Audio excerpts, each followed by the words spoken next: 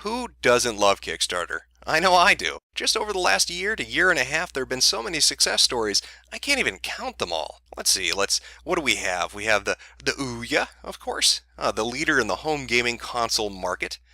It surpassed all of its competition, the PS3 and the PS4, the 360 and the Xbox One, the Wii and the Wii U. It blew them out of the water with its high-end hardware and its vast selection of games that are available right now for purchase. I know when I saw Skyrim running at 1080p and 60 frames per second, my jaw dropped. Look at those graphics.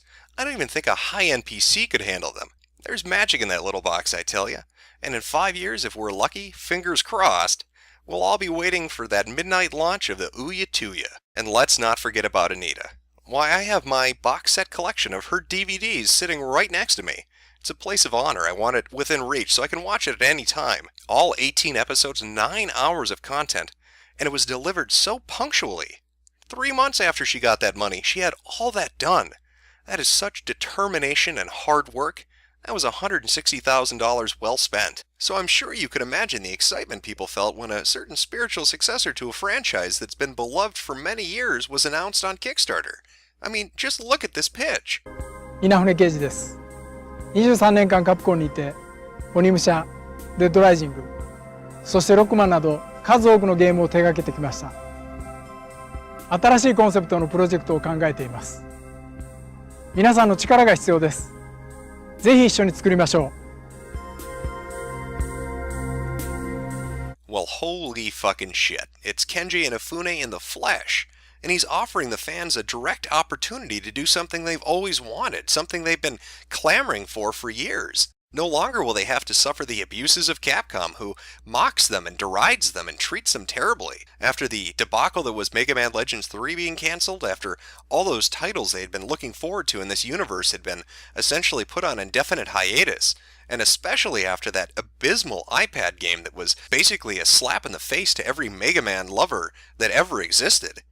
And now here's your opportunity. Here's your chance to redeem yourself, to financially help him, to create something that's new but yet honors what Mega Man is, to create a successor that adheres to the things that you loved in those games from your childhood.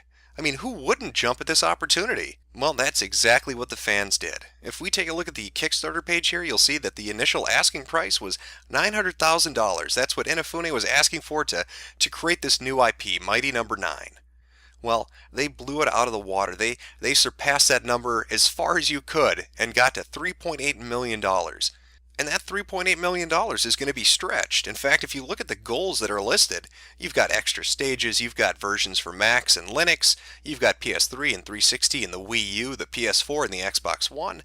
They're going to add intro stages and bosses. They're going to add extra characters and challenge modes, beck and call online co-op mode. This almost sounds too good to be true. I mean, what could possibly go wrong? Oh, well, yeah, I suppose that might possibly go wrong. But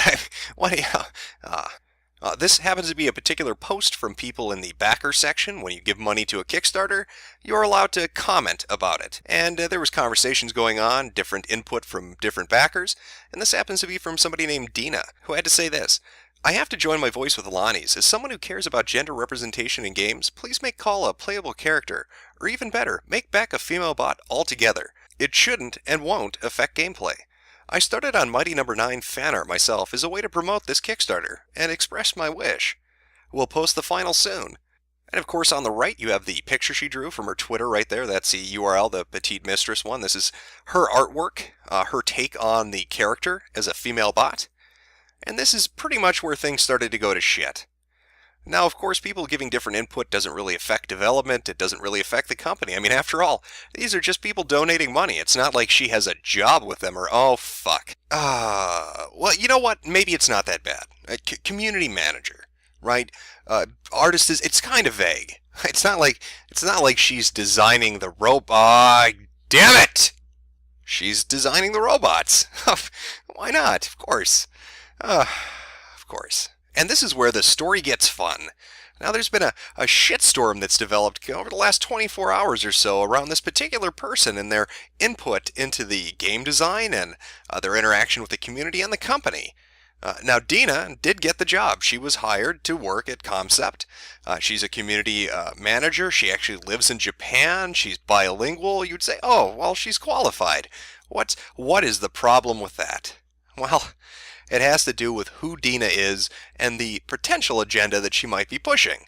Well, of course, this started to make people a little bit worried. They were a bit skeptical if that money was going to be used for what they thought it was going to be used for. This seems like an awkward decision.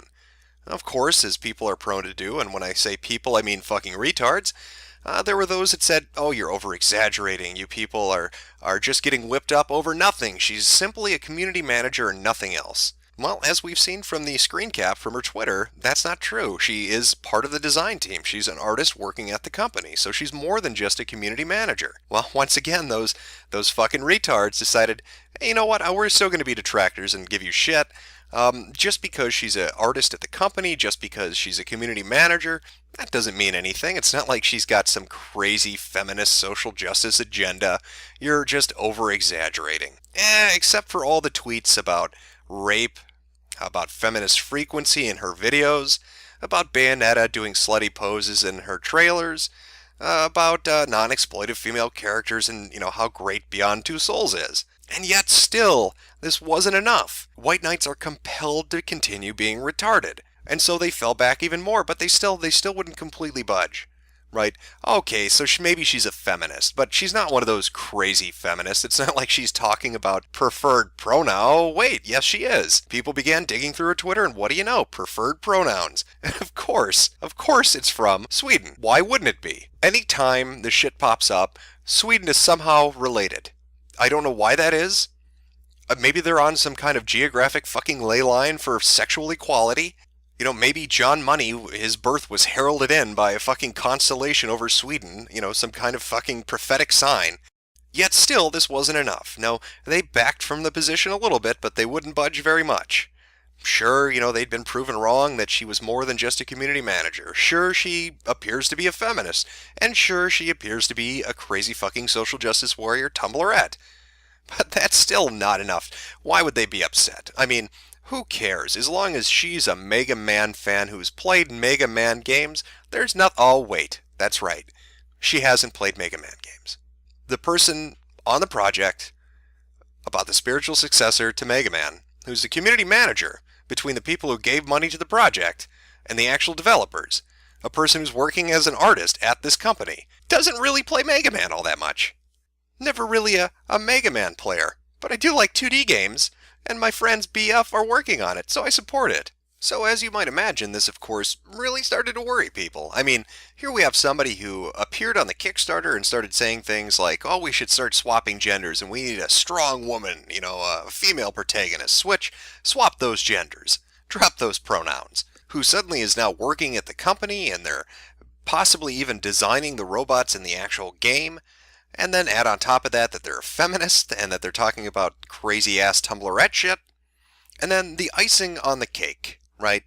The cherry on top of the shit sundae doesn't really play Mega Man.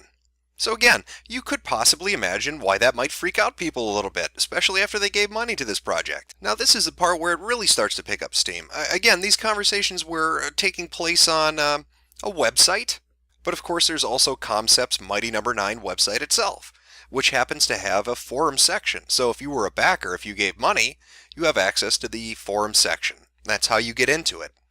Well, people found out, and they weren't so thrilled about it, and threads started popping up.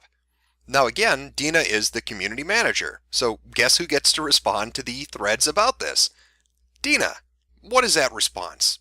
You know what? Let's play a game. Take a guess. What do you think the response is going to be? All these people who've given money to the project find out about this, they're getting riled up. They're not too pleased about it. How do you think a professional in that position would respond? Well, the first response wasn't even hers. It was from another person who happens to be a part of the community management team who began to mod edit people's posts. They didn't even respond to the post. They just went in and gave a snarky little mod edit. Again, you might imagine how that didn't go over so well. So now more people are starting to post. And they're getting even more agitated. They're asking some pretty good questions. Now what you need to understand is this isn't some, oh my god, all these people are attacking her. No, you can look. Here are some of the posts that were getting put up by people who were backers. And they're pointing out, they're saying, hey, we'd like a response. We found all of this stuff. What's your side of the story? Tell us what's going on.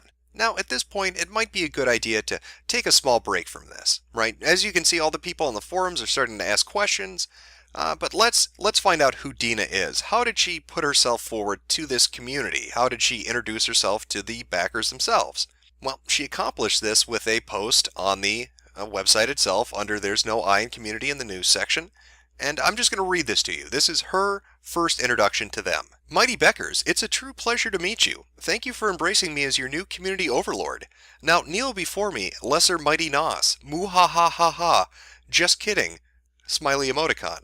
My name's Diana Abu Karam, and actually, it's the other way around. I'm here to serve you. Think of me as a giant ear, ready to listen to all your suggestions, requests, and anything else you feel like sharing. Except I'll also be managing and participating in the forums, so I guess think of me as a giant ear with a mouth. Also eyes for looking at fan art and, you know what, let's start over. Hi, my name's Dina. Like most of you, I've grown up on video games and have an undying passion for this magical medium. I'm a Zelda fanatic, a Tim Schafer lover, figuratively speaking, an unrepentant Final Fantasy VIII hardliner, no, that's not a troll, winky face emoticon. Also, to clear up any forum confusion, Mega Man X is the best Mega Man. After hopping around the globe a little, I finally left my motherland behind, Lebanon if you're wondering, and settled here in Japan, where I now work at Concept. I'm an artist by trade, which is all the more reason I'm so excited to be a part of this exceptionally creative community. So expect to start seeing a lot of me on the forums, official Facebook page, Twitter account, these updates, etc. Basically anywhere and everywhere Mighty Number 9 is. Another emoticon. So yes, think of Dina as one of you, because she was/is Mighty Number 9, 1046 to be exact. And of course the 1046 refers to the backer number she got when she pledged her money. So she was I'm guessing that's what it is. It's either that or it's the when she registered her account on the website itself. But either way, that's her position. I think that's how they assign the numbers. Eerie, isn't it, though? It kind of gives you a sense of deja vu, like you've read something like this before, but you can't quite pin your finger on it. Almost like this should be signed to Penguin of Doom, maybe. I don't know. Well, let's go back to the forums now. Like I said, they're waiting for Dina to respond. They're waiting to get some kind of idea of what's going on here exactly. Now, in the meantime, while they're waiting for that response in between mod snark from other assholes on the website itself, people notice something. Maybe you noticed it when I was reading that intro. The bit there about also to clear up any forum confusion, Mega Man X is the best Mega Man? Yeah, that particular part. Because it doesn't jive with what she was putting up on her Twitter. She doesn't play Mega Man, and yet she's telling people what the best Mega Man is. This comes off as disingenuous, like a lie. Again, a terrible thing to do if you're the community manager, if you're the person who is part of the outreach towards the backers from the company itself. So now this really pisses them off. As if all these other things aren't irritating enough, as if they're not worried about enough things already, now it appears that she's fucking lying to them. This of course leads to even more posts, with more people starting to get even more agitated. And then finally, and again, this is last night for context of when this is all taking place, she finally shows up. Now again, she's in Japan, so it'd be morning for her. You know, you've got that hour difference going on, so that's probably why it took so long. And finally, we're going to get her response. Great. What does she say? How does she quell this uprising? Here's her chance to vindicate herself. How does she respond? By locking her Twitter. Let me say that again. All of these people who have seen all of her posts, all of the contradictions, all of the crazy shit that's kind of popping up, she locks her Twitter. That's her first response. As you might imagine, this wasn't met with cheers of adulation from the forum posters. But fear not, she finally does show up. She even creates a topic. Hi, Dina here, ask away, in which she admits that she did in fact lock her Twitter. But she says that she'd just woken up and she was bombarded by all of these questions and all this activity, and she freaked out a little bit. So she locked it, but you know what? She's going to unlock it. It was a simple mistake. Cut her a little bit of slack. She's here to answer your questions, and maybe we can move forward with this. Except for one little problem. You see, in between the time that people started asking her questions and she started providing the answers, This is after her post about locking down her Twitter, and she's going to unlock it ASAP. It took her about, I'd say, a half an hour to an hour to unlock the Twitter. And when she finally did unlock it, lo and behold, what happens? All those tweets have mysteriously disappeared. Now, of course, this is the internet, and anything you put out there is never going to disappear. There's always going to be some form of evidence. There's going to be some footprint left behind of your activity. And the forum posters have that evidence. In fact, that's one of the first questions they ask. What the hell? One, why did you lock your Twitter? And then two, when you finally unlocked it, why did you delete all of this? This is really looking bad. Again, they've been going over this stuff for hours now. And it's not just the forum users on the website itself, not just the backers, but people on multiple websites have been kind of reading through this stuff and really just kind of dumbstruck at, the blatant lies that she's kind of put out there. And the blatant confusion going around of, how did you get this job? That's another question that people really wanted an answer to. How did you get hired for this? There were other people putting out better artwork. There were more qualified people to be an intermediate between the English and the Japanese. Even though Inafune is kind of known as being a Westaboo, so maybe he hired her because he wanted that connection to the market. Who knows? Another thing to consider, too, is people were picking apart her tweets while this is all going on, and they found something in that first one where she talks about not being a Mega Man player. Specifically that very last line, where she's talking about she's supporting it because her friend slash BF work there, or are working on it. Well, now, on top of everything else, on top of the feminism and the social justice, on top of wanting to switch genders, on top of locking and then deleting tweets and refusing to answer questions and then finally showing up, all of this stuff, on top of all of that, now it looks like nepotism's at play. Now it looks like this is how she got the job. Here's the answer to the question people were trying to figure out. How the hell did she get hired? What were her qualifications? Well, apparently her qualifications were either knowing and or dating somebody at the company itself. So finally, after waiting so long, after all these people had asked all these questions, after they'd kept posting and digging through all this information, she responds. And what is her response? Yep, it was nepotism. Yes, I did know people there. Yes, I had an in. Now, she doesn't outright say this is nepotism. She just says, yeah, it was known that I knew people who worked there. It was known that I had relationships with people who were part of the development team.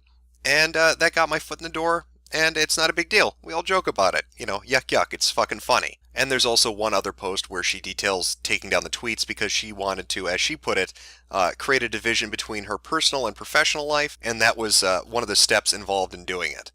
As you might imagine, the issue isn't really resolved.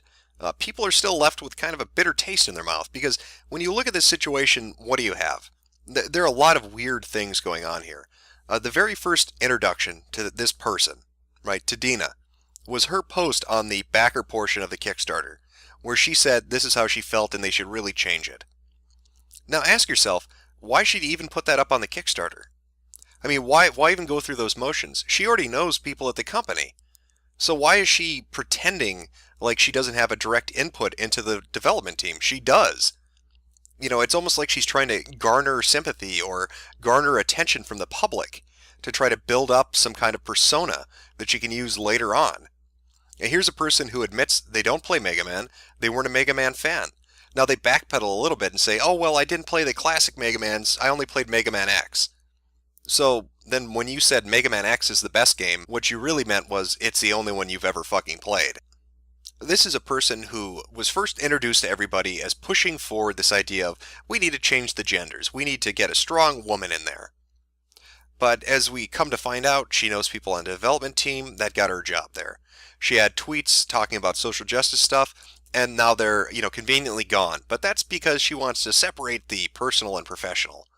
Can you imagine how this must feel, having given money to this project? This is a person who stands as the gatekeeper between the community and the developer.